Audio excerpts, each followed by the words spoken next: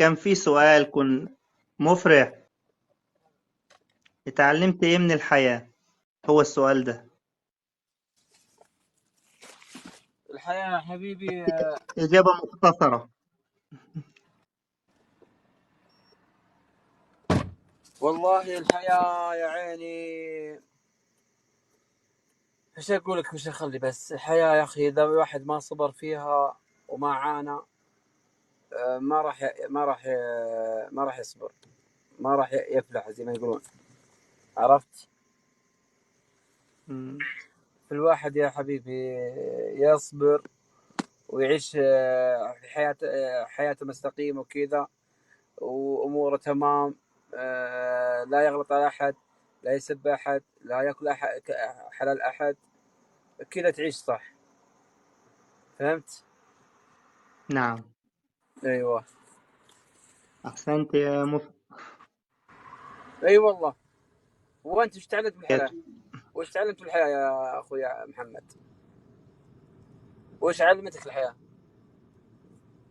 والله هقول لك. أولا، إن دايما الإنسان يكون مستقيم.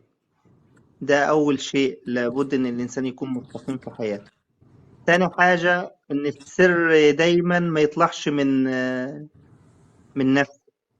يعني سرك احتفظ به لنفسك، حتى أقرب الإنسان لك لا تقوله. السر. أيوة. آه، السر مهما يكن، مهما يكن المقرب إليه، أخوك، صديقك، صاحبك، لا، حتى نفسك لو أقرب هي الناس إلي ما أقول تقدر. سري. يستحيل من خرج منك فعلا يأذيك في يوم من الأيام، يأذيك ويوجعك. أيوة صادق صح. وائل، كان معانا سؤال كنا بنتناقشوا فيه في اللايف. لو حابب ان انت تجاوب معانا فيه. ما فهمت. سؤال واحد. تفضل. كان في سؤال بنتناقشوا فيه في اللايف، تفضل. فلو حابب تجاوب معانا فيه، يعني إجابة واحدة وخلاص. تفضل. نشوفوك بقى انت اهل شباب سوريا كده.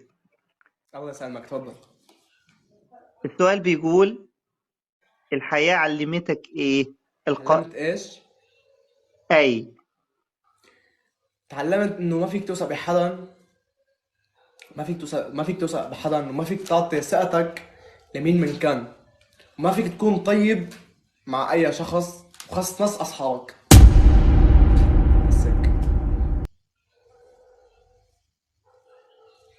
والباقي اكيد الامور اتجرست. تمام. بدي طب ارجع ليه قلت لبنان. امل تعي. ليه قلت الإجابة ديت؟ يعني عدم الثقة بأي أحد. ليه الإجابة ديت؟ لانه كثير عندي اصحاب، بالمواقف، بس عندي موقف تلاقيهم كلهم اختفوا. انا سيف بظهرهم كثير عالم، حتى من قرايبيني.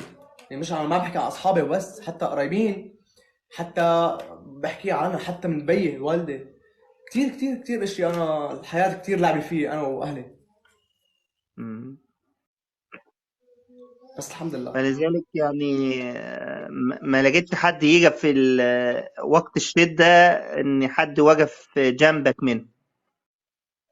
ما في حدا، كله خلق. كله بيمشي. ليك الله يا واد.